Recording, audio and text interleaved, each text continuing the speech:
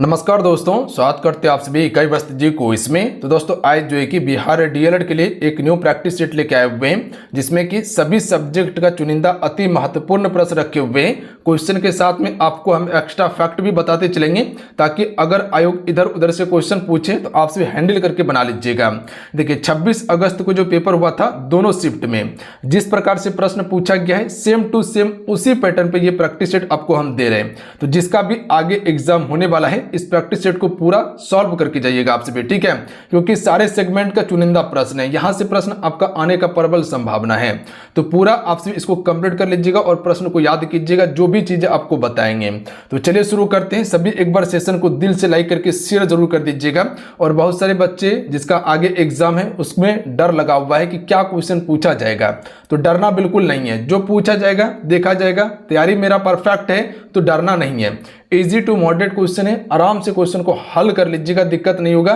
10th level question पूछा जा रहा है तो घबराना आपको बिल्कुल नहीं है, ठीक है। और आज का पूरा सेशन आप कंप्लीट कीजिएगा और लास्ट में बताइएगा सेशन आपको कैसा लगा, ठीक है।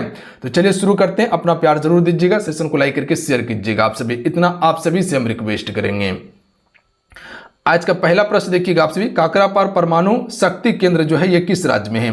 26 अगस्त को जो पेपर हुआ, ठीक है, यहां पर इस सेगमेंट से क्वेश्चन पूछा गया है परमाणु शक्ति केंद्र से।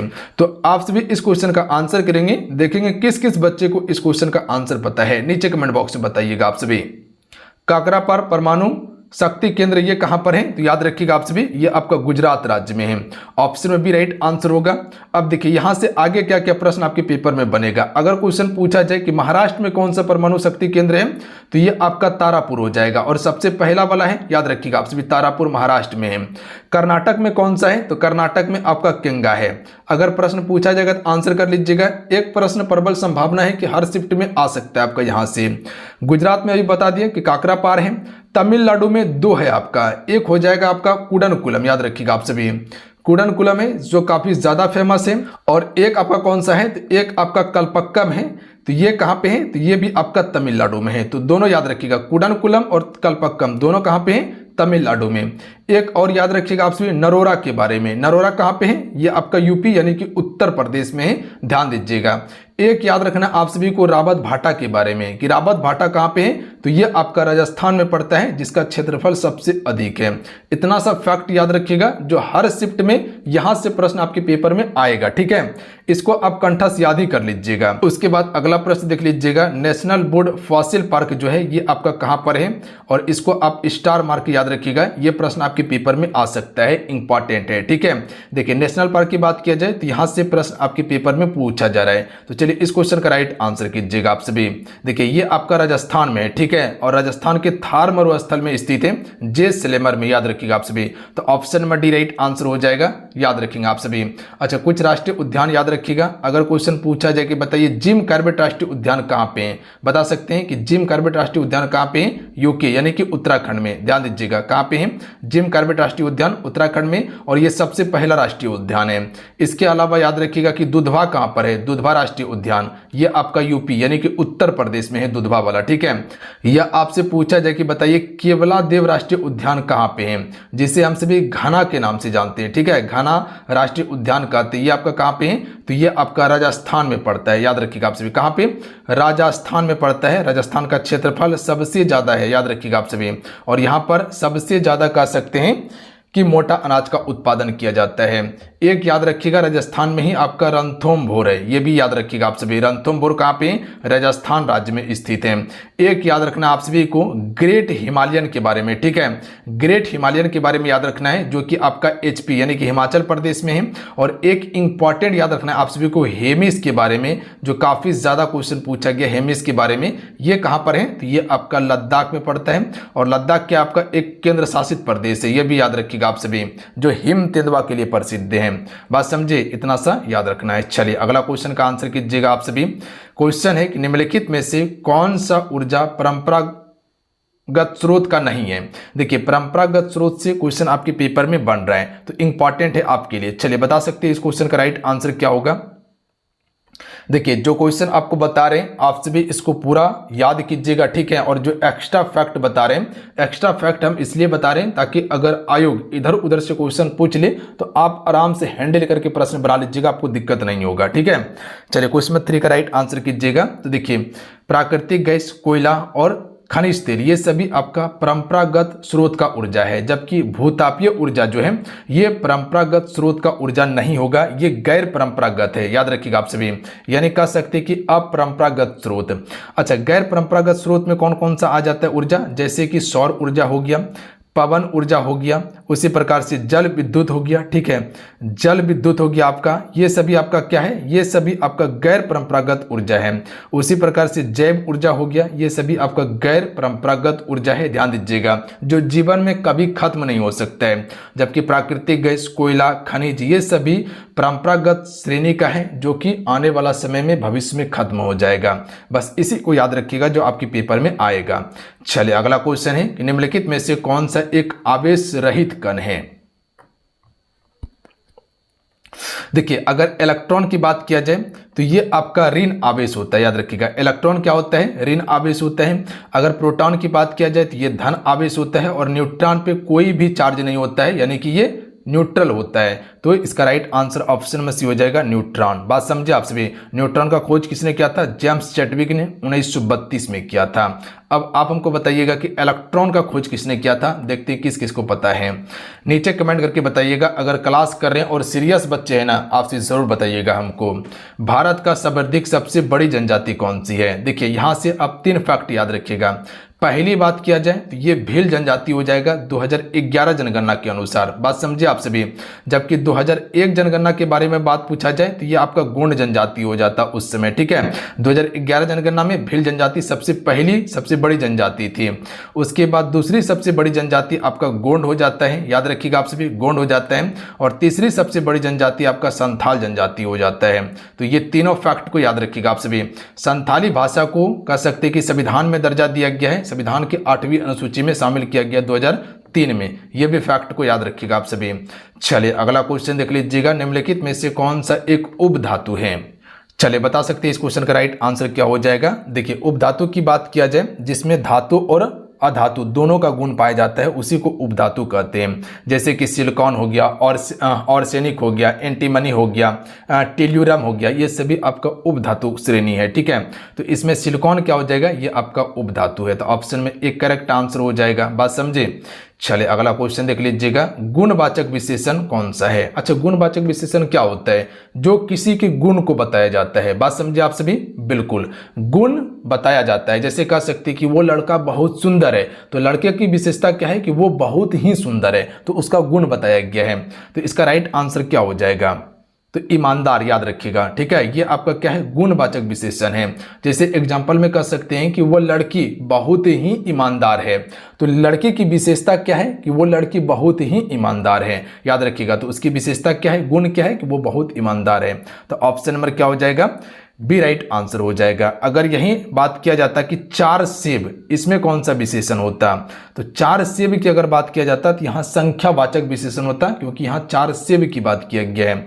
अगर वहीं आप सभी से क्वेश्चन पूछा जाता कि थोड़े चावल, ये कौन सा विशेषण हो जाएगा, तो ये आपका परिणाम विशेषण होगा, क्योंकि यहाँ पर परिणाम बताया जा रहा है, थोड़े चावल, ठीक है। जबकि आपका गुणवाचक विशेषण में ईमानदार हो गया, अच्छा हो गया, बुरा हो गया, ये सभी गुण को बताता है। तो याद रखिएगा आप सभी। चलिए अगला क्वेश्चन है, क्या क्लास करने में मजा आ रहा है आप सभी को, बताइएगा आप सभी नीचे कमेंट करके, क्लास आपको कैसा लग रहा है। किस राज्य में विधानसभा सदस्य की संख्या सबसे अधिक है। देखिए विधानसभा सदस्य की संख्या की बात किया जाए, यूपी उत्तर प्रदेश में कितना है, 403 है, याद रखिएगा आप सभी। अगर वही बात किया जाए कि भैया बिहार में कितना है, तो बिहार में 243 है, याद रखिएगा, पूछा जा सकता है आप सभी से, इंपॉर्टेंट है, 243 है। मध्य प्रदेश में कितना है, तो मध्य प्रदेश में 230 है। राजस्थान में कितना है, तो यहाँ पर 200 है। अगर वही बात किया जाए कि बताइए उत्तर प्रदेश में, तो अभी बता दिए उत्तर प्रदेश में कि 443 है। अच्छा, जो आप सभी के लिए जो हम ई बुक लॉन्च किए हुए थे ना, ठीक है, जो आपका पेपर हो रहा है, यहीं से करीब करीब क्वेश्चन आपका आ रहा है। इसमें आपका हिंदी का सेगमेंट, सोशल साइंस और साइंस का था, ठीक है। देखिए 1500 प्लस प्रश्न इसमें रखे हुए थे। हिंदी का जो इंपॉर्टेंट टॉपिक का हम जो क्वेश्चन प्रोवाइड किए थे, जैसे कि अलंकार, रस, छंद, उसके बाद समास हो गया, संधि विच्छेद हो गया। डायरेक्ट क्वेश्चन आ रहा है पेपर में, ठीक है। तो इस ई बुक को आपसे डाउनलोड करके पढ़ लीजिए, काफी हद तक जो कि आपका तैयारी हो जाएगा। लास्ट समय में रामबाण की तरह काम करने वाला है, कैप्सूल की तरह। लिंक डिस्क्रिप्शन में दिया हुआ है, बहुत ही कम फी में आपको मिल जाएगा, ठीक है। तो उसको डाउनलोड कर लीजिएगा, प्रश्न वहां से डायरेक्ट पूछा जा रहा है, ठीक है। निम्नलिखित में से किस अर्थशास्त्री को अर्थशास्त्र का जनक कहा जाता है? तो इसका राइट आंसर ऑप्शन में डी हो जाएगा, एडम स्मिथ को हम सभी अर्थशास्त्र का जनक कहते हैं। इसका एक पुस्तक था वेल्थ ऑफ नेशन, ठीक है, याद रखिएगा। तो अगर क्वेश्चन पूछा जाए कि वेल्थ ऑफ नेशन किसकी पुस्तक है, तो एडम स्मिथ की। भारत में अर्थशास्त्र का जनक किसे कहा जाता है? दादा भाई नौरोजी को, क्योंकि पहली बार राष्ट्रीय आय की गणना दादा भाई नौरोजी ने ही किया था। चलिए अगला क्वेश्चन देख लीजिएगा, किसी देश का आर्थिक विकास निर्भर करता है? देखिए सभी सेशन को लाइक जरूर कीजिएगा, आपका एक लाइक मोटिवेट कराता है। और बाकी बात, जिस भी बच्चे का आगे एग्जाम है ना, ठीक है, तो आप सभी चैनल से जरूर जुड़ जाइएगा। आप सभी, हम पूरा चीजें आपको कंप्लीट करवा रहे हैं अपना एफर्ट के साथ में। जो चीजें पूछा जा रहा है उसी को हम सीक्वेंस के आधार पर हर चीज प्रोवाइड आपको करने का कोशिश कर रहे हैं, ताकि आपका किसी भी तरह से रिजल्ट हो जाए, ठीक है।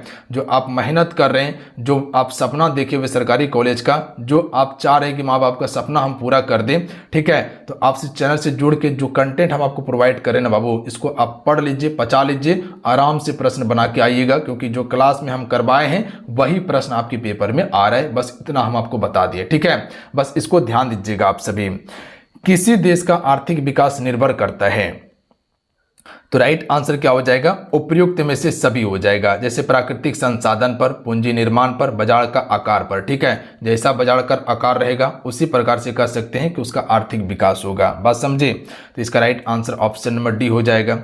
चलिए अगला क्वेश्चन है कि नाभिक की खोज रदरफोर्ड ने किन कणों की सहयोग या सहायता से की थी? तो देखिए नाभिक की खोज रदरफोर्ड ने किया था, और ये अल्फा कणों की बौछार करने के बाद जो है कि नाभिक की खोज किया गया था, और स्वर्ण पन्नी का प्रयोग किया गया था। याद रखिएगा आप सभी, बात समझे, बौछार किया गया था। अगला क्वेश्चन देखिए अलंकार से क्वेश्चन है। देखिए अलंकार से भर भर के प्रश्न आपके पेपर में आ रहा है, ठीक है। तो हम आपको बोले ना कि ई बुक में जो 100 क्वेश्चन अलंकार का हम दे दिए ना, सिर्फ इसको पढ़ लीजिएगा तो अलंकार आपका नहीं छूटेगा। जो 5 से 7 क्वेश्चन आपका पूछा जा रहा है अलंकार का, एक भी प्रश्न आपका मिस नहीं होगा। निर्भरे दुख की बदली में कौन सा अलंकार है? तो यहां पर देखिए दुख की बात किया गया है। दुख किसको होता है? मानव को दुख होता है ना, ठीक है। तो यहां पर क्या हो जाएगा? जब भी निर्जीव वस्तु को मानव गुण दिए जाए वहां पर आपका मानवीकरण अलंकार हो जाता है। तो निर क्या है? एक निर्जीव है, और इसको दुख दिया गया है मानव के रूप में, तो ये आपका मानवीकरण अलंकार होगा। ध्यान दीजिएगा आप सभी। अगला क्वेश्चन देखिए, तू बिन कहे ही सब कुछ कह जाता है, इनमें से कौन सा अलंकार होगा? तुम बिना कहे ही सब चीज कह देता है, इसमें कौन सा अलंकार है? बता सकते हैं? तो इसमें आपका श्लेष अलंकार होगा। याद रखिएगा आपसे, कौन सा अलंकार होगा? श्लेष अलंकार होगा।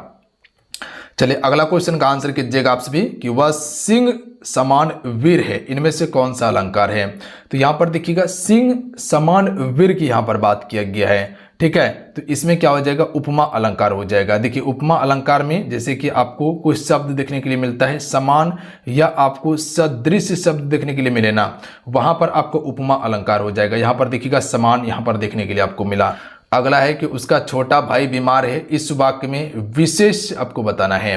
तो यहां पर देखिए एक विशेष्य होता है, एक विशेषण होता है। विशेषण वो होता है जो विशेषता बताता है, और विशेष्य वो होता है जिस शब्द की विशेषता बताई जाए। तो यहां पर विशेषता किसका बताई जा रही है? पता है आप सभी को कि छोटा भाई बीमार है, ठीक है। तो यहां छोटा भाई जो है इसी की विशेषता बताया जा रहा है यहां पे। तो ऑप्शन में बी राइट आंसर होगा। तो इसमें विशेष्य क्या है? छोटा भाई विशेष्य है।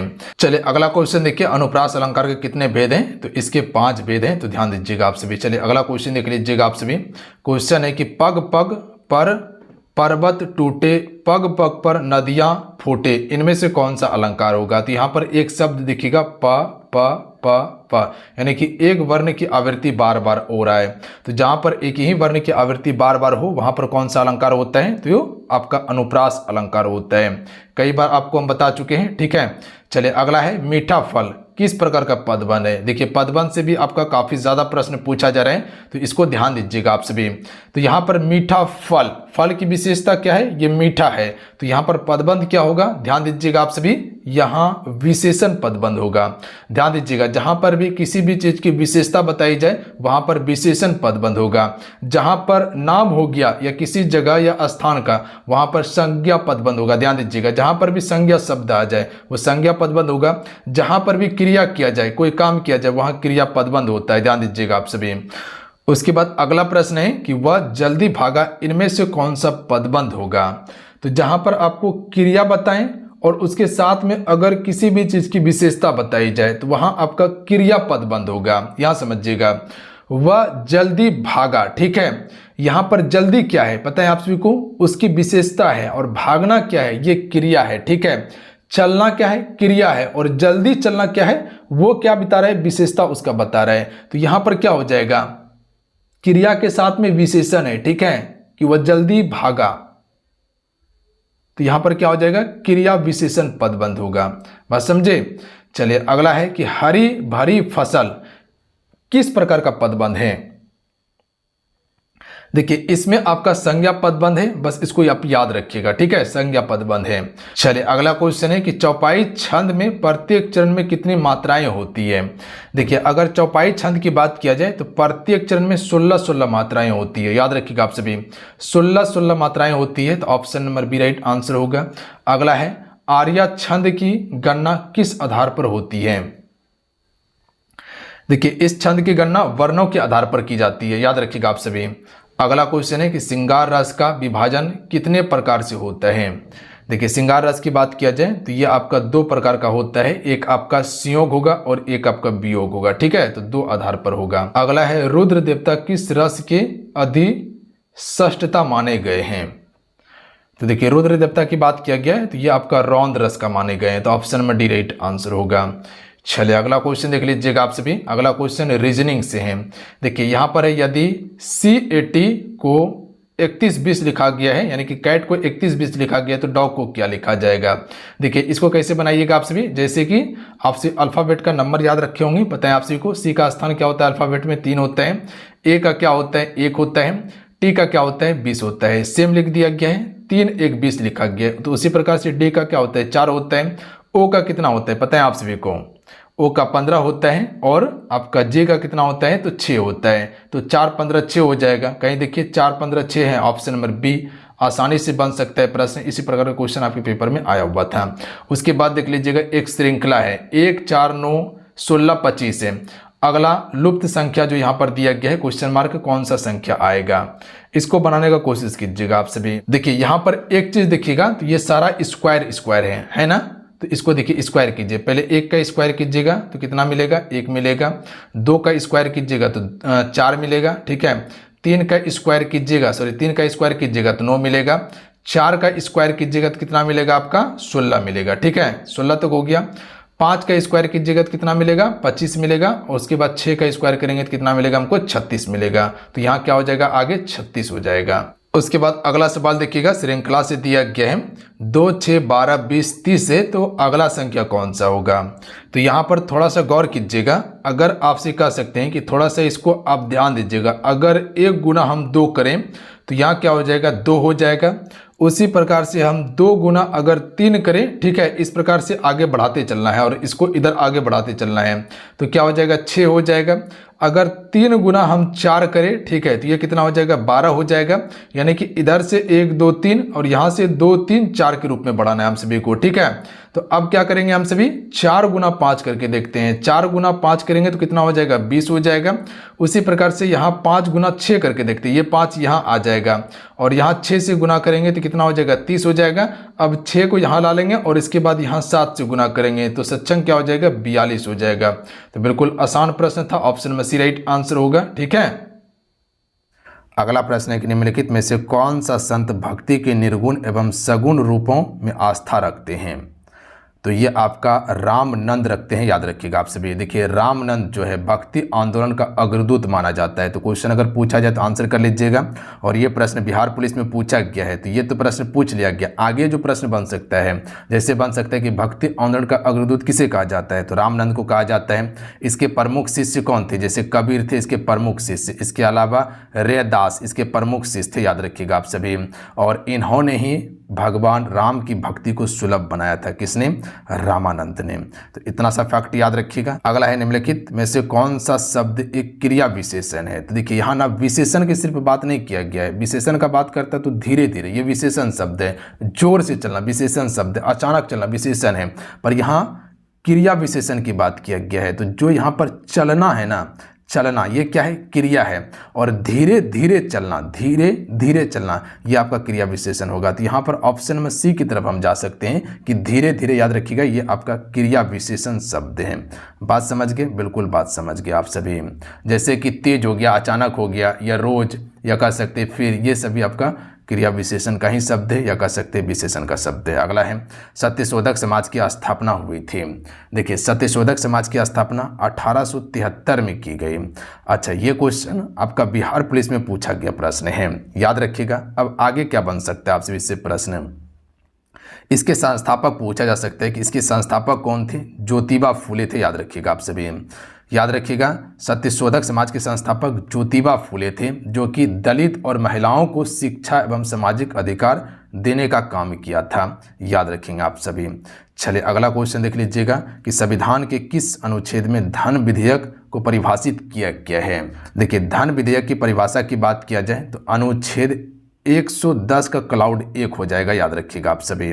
तो ऑप्शन नंबर क्या हो जाएगा, बी करेक्ट आंसर हो। अगर बात किया जाए कि धन विधेयक कहाँ पेश किया जाता है, कहाँ पर प्रस्तुत किया जाता है धन विधेयक, तो याद रखिएगा लोकसभा में प्रस्तुत किया जाता है। लोकसभा में प्रस्तुत किया जाता है धन विधेयक सबसे पहले। अच्छा, राज्यसभा में धन विधेयक कितने दिन तक रहता है, 14 दिन तक रोक सकता है। इसके बाद धन विधेयक वहाँ नहीं रहेगा, लोकसभा में आ जाएगा फिर से, याद रखिएगा।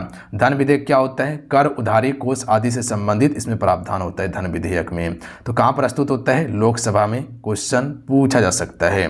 मानव में ध्वनि उत्पन्न होती है, तो ये कंठ द्वारा ध्वनि उत्पन्न होती है, याद रखिएगा आप सभी। देखिए कंठ में एक वोकल आपका कार्डियस होता है, जिसे हम कॉर्डियस के नाम से भी जानते हैं, इसी से आपका ध्वनि उत्पन्न होगा। और कंठ को स्वर्ण तंत्र के नाम से जानते हैं, यानी कि वॉइस बॉक्स के नाम से जानते हैं। अगला है CO2 में कार्बन की संरचना व्यवस्था क्या होती है, तो ये आपका SP हो जाएगा, हाइब्रिड, याद रखेंगे आप सभी। चलिए क्वेश्चन नंबर आप सभी 34 पर ध्यान दीजिएगा। जब उपयुक्त आवृत्ति का प्रकाश किसी धातु पृष्ठ पर पड़ता है तो इलेक्ट्रॉन के उत्सर्जन की प्रक्रिया को क्या कहते हैं, तो इस प्रक्रिया को हम सभी प्रकाश विद्युत प्रभाव के नाम से जानते हैं। किस नाम से जानते हैं, प्रकाश विद्युत प्रभाव के नाम से जानते हैं। आगे यहाँ से जो प्रश्न आपके पेपर में बन सकता है कि ये सिद्धांत किसने दिया था, अल्बर्ट आइंस्टीन ने दिया था। किसने दिया था जी, अल्बर्ट आइंस्टीन ने दिया था, याद रखिएगा आप सभी। अल्बर्ट आइंस्टीन ने इस सिद्धांत को दिया था, जिसके लिए इसे नोबेल पुरस्कार भी मिला था। अच्छा, नोबेल पुरस्कार बताएं, नोबेल पुरस्कार की स्थापना कब हुआ था, 1900 ईस्वी में। पहली बार नोबेल पुरस्कार 1901 में दिया गया था। भारत में नोबेल पुरस्कार 1913 में सबसे पहले रविन्द्रनाथ टैगोर को दिया गया था गीतांजलि के लिए। दूसरा 1930 में CV रमन को दिया गया था रमन प्रभाव के कारण भौतिकी क्षेत्र में। इतना सा फैक्ट याद रखिएगा आप सभी, बिल्कुल। अगला क्वेश्चन देखिए 35 नंबर है, ये भी आपका बिहार पुलिस में क्वेश्चन पूछा गया है, बड़े अटपटा क्वेश्चन है कि इकाई संतुलन बजट गुणांक का तात्पर्य यह है कि अगर करों में रुपये की वृद्धि के कारण सरकारी व्यय 1 से बढ़ता है तो राष्ट्रीय आय क्या होगा। अगर कोई भी चीज़ की बात किया जाए कि सरकारी खर्च और कर दोनों अगर 1 रुपया बढ़ता है तो आय में भी 1 ही रुपया का वृद्धि होता है। तो यहाँ पर राइट आंसर जो हो जाएगा ऑप्शन में सी होगा, 1 रुपया ही बढ़ेगा। सरकारी खर्च और कर में अगर 1 रुपया बढ़ रहा है ना, तो आपका आय में भी 1 रुपया का वृद्धि होगा। सिंपल सा और आसान प्रश्न था। निम्न में से कौन सा युग्म एकदम बिल्कुल गलत सुमेलित है। यहाँ पर देखिए पहला ऑप्शन है कि वीर कुबेर सिंह बिहार से नेतृत्व किया था 1857 क्रांति का, बिल्कुल सही है। रानी लक्ष्मीबाई झांसी से किया था, ये भी सही है। मौलवी अहमदुल्ला ये फैजाबाद से किया था, ये भी सही है। नाना साहेब अवध से किया था, नहीं गलत है। नाना साहेब अवध से नहीं, कानपुर से किया था। कहाँ पे किया था? कानपुर से नेतृत्व किया था। अच्छा, अवध से किसने किया था? तो ये भी प्रश्न बन सकता है आपके पेपर में। तो बेगम हजरत महल ने किया था। किसने किया था? बेगम हजरत महल ने किया था, याद रखिएगा आप सभी, हजरत महल ने किया था। इतना सा फैक्ट याद रखेंगे। चलिए अगला क्वेश्चन है कि स्वामी दयानंद के विचार जिस पुस्तक में प्रकाशित हुई थी उसका नाम क्या था? सबसे पहले कि आपका दयानंद सरस्वती के विचार जिस पुस्तक में प्रकाशित हुई थी उसका नाम क्या था? आपका सत्यार्थ प्रकाश था, याद रखिएगा आप सभी। अच्छा, प्रकाशन कब हुआ था इस पुस्तक का? 1875 में किया गया था। यह प्रश्न बन सकता है आपके पेपर में कि सत्यार्थ पुस्तक का प्रकाशन 1875 में हुआ था। अब दयानंद सरस्वती से प्रश्न याद रखिएगा कि अगर प्रश्न पूछे कि वैदों की ओर लौटो का नारा किसने दिया था? वैदों की ओर लौटो का नारा किसने दिया था? तो ये आपका दयानंद सरस्वती ने दिया था। ये फैक्ट इंपॉर्टेंट है, मोस्ट इंपॉर्टेंट है, याद रखिएगा। वैदों की ओर लौटो का नारा किसने दिया? दयानंद सरस्वती ने। इसके अलावा आर्य समाज की स्थापना किसने किया था? आर्य समाज की स्थापना दयानंद सरस्वती ने किया था। तो ये आप दो फैक्ट को याद रखिएगा जो आपके पेपर में बन सकता है। चलिए अगला क्वेश्चन देखिएगा, बुलेट प्रूफ पदार्थ बनाने के लिए निम्नलिखित में से कौन सा बहुलक का प्रयोग किया जाता है? राइट आंसर ऑप्शन में हो जाएगा पॉलीएमाइड का प्रयोग किया जाता है बुलेट प्रूफ पदार्थ बनाने के लिए। चलिए क्वेश्चन नंबर आप सभी 39 देखिएगा कि निम्नलिखित में से किसका उपयोग यूरिया उर्वरक के उत्पादन में किया जाता है? देखिए यूरिया उर्वरक के उत्पादन की बात किया जाए तो ये आपका कार्बन डाइऑक्साइड का उपयोग किया जाता है इसमें। अच्छा, यूरिया में नाइट्रोजन कितना प्रतिशत होता है? 46%। अच्छा, वायुमंडल में नाइट्रोजन कितना है? लगभग 78% है। ऑक्सीजन कितना है? लगभग जो है कि 21%। कार्बन डाइऑक्साइड 0.03% के अप्रॉक्स में है, याद रखिएगा आप सभी। चलिए अगला क्वेश्चन देख लीजिएगा कि सूची एक सूची को दो को मिलाना है। यहाँ पर इसी प्रकार का प्रश्न आपके पेपर में आता है, तो इसको याद रखिएगा आप सभी। पहला सूची दूसरा सूची, पक्षियों का अध्ययन किस में करते हैं? ऑर्निथोलॉजी में करते हैं। उसके बाद यहाँ पर आपका हो जाएगा ये आपका वंश गति है या वंशा गति है, ये आपका, इसको सही कर लीजिएगा आप सभी। ये आपका क्या है? वंशागति है। तो इसका राइट आंसर होगा जेनेटिक्स, याद रखिएगा आपसे। वंशागति का हो जाएगा जेनेटिक्स, पर्यावरण का हो जाएगा इकोलॉजी हो जाएगा, और जीवाश्म का हो जाएगा पेलियो बायोलॉजी हो जाएगा। तो इसका कोड आप देखिएगा तो ऑप्शन नंबर इसका क्या हो जाएगा, ध्यान दीजिएगा आपसे, बी वाला आपसे भी एक बार चेक कर लीजिएगा इसको मिला के, ठीक है। बाकी बात डायरेक्ट आप याद रखिए। अगला है, हाल ही में चर्चा में रहा कवच तकनीकी का संबंध किससे है? तो देखिए कवच तकनीकी जो है ये एक ट्रेन टक्कर विरोधी तकनीकी है आपका कवच तकनीकी। तो option number B right answer होगा। एग्जैक्ट प्रश्न को याद रखिएगा। अगला है, मेंडल के आनुवांशिकता का सिद्धांत किस पर आधारित था? तो देखिए मेंडल का आनुवांशिकता का सिद्धांत जो है लैंगिक जनन पर आधारित था। किस पर? लैंगिक जनन पर। मेंडल ने आनुवांशिकता का प्रयोग किस पर किया था? परीक्षण मटर के पौधे पर किया था। अगला है, निम्नलिखित में से कौन सा युग्म सही सुमेलित नहीं है? विटामिन ए मेकुलन बिल्कुल सही है। विटामिन ए का रासायनिक नाम क्या है? रेटिनॉल। विटामिन बी थायमिन मेकुलन ने खोजा था, यह भी सही है। विटामिन सी जेम्स लेंड जिसे एस्कॉर्बिक एसिड कहते हैं, यह भी सही है। विटामिन डी का खोजकर्ता पॉल मुलर था, नहीं ये गलत है, याद रखिएगा आपसे। विटामिन डी का रासायनिक नाम क्या है? कैल्सिफेरॉल, याद रखेंगे आप सभी। इसने आपका डीडीटी कीटनाशक की खोज किया था पॉल मुलर ने, तो याद रखेंगे आप सभी। अगला क्वेश्चन है, अगला प्रश्न है कि मानव मस्तिष्क के लिए निम्नलिखित भागों में से कौन सा एक निगरण और उल्टी का नियमन केंद्र है? तो ये आपका हो जाएगा मेंडुला ऑब्लांगटा हो जाएगा। तो ये आपका मेंडुला ऑब्लांगटा हो जाएगा, सी करेक्ट आंसर होगा। अगला है, निम्नलिखित में से सही कथन चुनिए। देखिए सही कथन इनमें से चुनना है कि लाल प्रकाश का तरंगदैर्घ्य बैगनी प्रकाश से कम होता है, ये कथन गलत है। दूसरा कथन है कि लाल प्रकाश का तरंगदैर्घ्य बैगनी प्रकाश से ज़्यादा होता है, बिल्कुल सही है कि लाल प्रकाश का तरंगदैर्घ्य जो होता है बैगनी से ज़्यादा होता है, क्योंकि बैगनी का देखिएगा तो विक्षेपण ज़्यादा होता है और इसका तरंगदैर्घ्य कम होता है, जबकि लाल का क्या होता है, इसका तरंगदैर्घ्य ज़्यादा होता है, विक्षेपण कम होता है।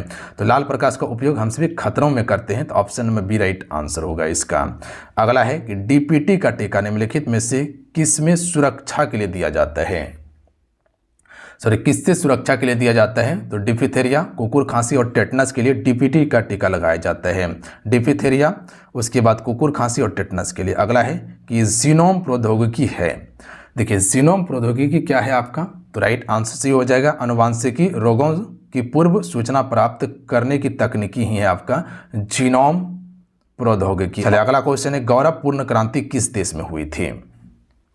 राइट आंसर होगा इंग्लैंड में हुई थी। और ये कब? 1888 में, सॉरी 1688 में, 1688 कर लीजिएगा आप सभी। गौरवपूर्ण क्रांति इंग्लैंड में 1688 में। भारत के लोकतंत्र में कल्याणकारी राज्य की संकल्पना संविधान के किस भाग में है? तो यहाँ पर भाग की बात किया गया है, तो भाग 4 में आपका लोकतंत्र कल्याणकारी राज्य की संकल्पना की बात किया गया है। अच्छा, भाग 4 ये किससे संबंधित है? नीति निर्देशक तत्व से संबंधित है और ये 36 से लेकर आपका 51 तक है, याद रखिएगा आप सभी। बात समझे। अगला है कि रीपोलिंग क्या है? तो रीपोलिंग क्या होता है? फिर से मतदान करना, यानी कि पुनः मतदान करना। ऑप्शन में ए राइट आंसर होगा। अगला है, अपने सभी नागरिकों को समान मताधिकार प्रदान करने वाला पहला देश कौन बना था? न्यूजीलैंड बना था, याद रखिएगा आप सभी। और कह सकते हैं कि इसने 1893 में सभी नागरिकों को समान मत देने का अधिकार दिया था। कब? 1893 में। अच्छा, अगर क्वेश्चन पूछा जाए कि भारत में महिलाओं को मत देने का अधिकार किस अधिनियम के तहत दिया गया था? तो 1919 अधिनियम के तहत दिया गया था, याद रखिएगा आप सभी। अच्छा, वहीं अगर क्वेश्चन पूछा जाए कि भारत शासन अधिनियम 1935 के द्वारा अगर बात किया जाए तो 14% लोगों को मतदान का अधिकार दिया गया था। तो ये 2 फैक्ट को याद रखिएगा आप सभी। अमेरिका में महिलाओं को मत देने का अधिकार 1920 में दिया गया है, तो ये भी एक फैक्ट याद रख सकते हैं, 1920 में अमेरिका में दिया गया था। अगला है, भारतीय संविधान में मौलिक कर्तव्य किस देश से लिया गया है? आसान प्रश्न है, आराम से कर सकते हैं। कहाँ से लिया गया है? ये आपका रूस संविधान से लिया गया है। ये भी प्रश्न बिहार पुलिस में पूछा जा चुका है। अब यहाँ से क्वेश्चन आपके पेपर में क्या क्या बनेगा ये ध्यान दीजिएगा आप सभी। देखिए, पहले मौलिक कर्तव्य कितना था? 10 मौलिक कर्तव्य था। उसके बाद एक मौलिक कर्तव्य जोड़ा गया था 66वां संविधान संशोधन 2002 में, जो कि 11वां मौलिक कर्तव्य था। तो अभी वर्तमान में कुल मौलिक कर्तव्य कितना हो गया है? 11वां मौलिक कर्तव्य हो गया है।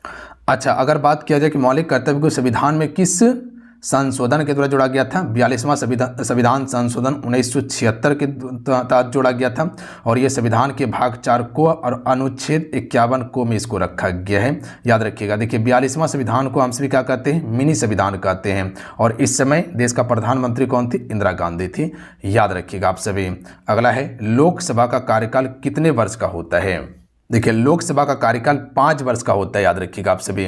देखिए, लोकसभा और राज्यसभा दोनों का कार्यकाल 5 वर्ष का होता है, जबकि राज्यसभा और विधान परिषद और राज्यसभा का कार्यकाल 6 वर्ष का होता है, याद रखिएगा आप सभी। बात समझे। अच्छा, लोकसभा से अगर कोई प्रधानमंत्री बनता है तो उम्र कितना होना चाहिए? तो उम्र आपका 25 वर्ष होना चाहिए। और राज्यसभा से कोई बनता है तो 30 वर्ष होना चाहिए, याद रखिएगा आप सभी। बात समझ गए। आइए अगला है, किसी सदस्य की मृत्यु या इस्तीफा के कारण बाद में होने वाला चुनाव को हम सभी क्या कहते हैं? मान लीजिए कोई पद पे था और मृत्यु हो गया या इस्तीफा दे दिया, और उसके बाद जो चुनाव होता है उसे उपचुनाव कहा जाता है। उसके बाद है, मतदान पहचान पत्र के लिए कितने प्रमाण पत्र वैध हैं? देखिए, यहाँ पर मतदान की बात किया गया है, तो मतदान के लिए कुल प्रमाण पत्र जो वैध माना गया है 12 माना गया है। इंपॉर्टेंट प्रश्न रहेगा, याद रखिएगा आप सभी। 12 कौन कौन सा हो सकता है? जैसे कि वोटर आईडी हो गया, पासपोर्ट हो गया, ड्राइविंग लाइसेंस हो गया, या सरकारी संस्था या सेवा पहचान पत्र हो गया, फोटो सहित। उसके बाद बैंक या पासबुक जो कह सकते पोस्ट ऑफिस का हो सकता है, या बैंक का फोटो सहित होना चाहिए, ये हो गया। पैन कार्ड हो गया, या कह सकते हैं कि आपका PNR के तहत RGI द्वारा स्मार्ट कार्ड जो जारी किया जाता है वो एक हो जाएगा। उसके बाद मनरेगा कार्ड हो गया, श्रम मंत्रालय की स्कीम के तहत जारी हेल्थ इंश्योरेंस कार्ड हो गया, या कह सकते फोटो सहित राशन कार्ड हो गया, सांसद या विधायक या विधान परिषद द्वारा जारी पहचान पत्र फोटो सहित, ये आपका एक हो सकता है। आधार कार्ड हो जाएगा। ये सभी जो है कि आपका कुल 12 जो है मतदान के लिए पहचान पत्र हैं। अगला है, लोकसभा में अनुसूचित जातियों के लिए कितने सीटें आरक्षित हैं? देखिए, अनुसूचित जाति के लिए कुल आपका 84 सीट है, याद रखिएगा आप सभी। ऑप्शन में ए राइट आंसर होगा। अगर यहीं ST की बात करता, अनुसूचित जनजाति के लिए कितना सीट है? 47 सीट है अनुसूचित जनजाति के लिए। अच्छा, सामान्य के लिए कितना है? तो सामान्य के लिए 412 है, 412 सामान्य के लिए। और कुल लोकसभा में सीट की संख्या कितना है? 543 है वर्तमान में, याद रखिएगा 543। अगला है कि किस संविधान संशोधन के अनुसार लोकसभा का कार्यकाल 6 वर्ष किया गया था। देखिए, हालांकि लोकसभा का कार्यकाल अभी 5 वर्ष है, बट बढ़ाया गया था, 6 वर्ष किया गया था। तो ये आपका 42वां संविधान संशोधन के तहत 1976 में ही कार्यकाल कह सकते 6 वर्ष कर दिया गया था, बट पुनः कह सकते हैं कि 44वां संविधान संशोधन 1978 में किया गया और इसके तहत 6 वर्ष से घटाकर फिर 5 वर्ष कर दिया गया, जो अभी 5 वर्ष कार्यकाल चल रहा है। लोकसभा और विधानसभा का विधानसभा का नेता होता है,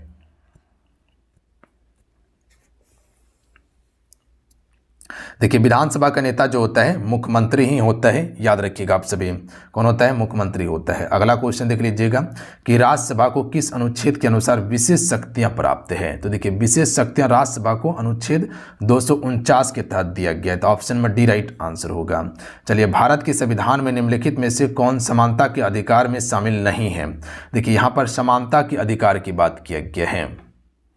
देखिए, कानून के समक्ष समानता यह अधिकार है, असमानता का उन्मूलन ये भी है, असमानता का उन्मूलन या कह सकते छुआछूत का उन्मूलन किया गया ये भी है, रोजगार के अवसर के लिए समानता ये भी दिया गया, आर्थिक बराबरी ये नहीं है, याद रखेंगे आप सभी, आर्थिक बराबरी नहीं है। आपके पास कुल मौलिक अधिकार कितना है? 6 मौलिक अधिकार है, याद रखिएगा आप सभी, 6 मौलिक अधिकार। पहले 7 था, हटाया गया, संपत्ति के अधिकार को हटाया गया है। बात समझ गए आप सभी।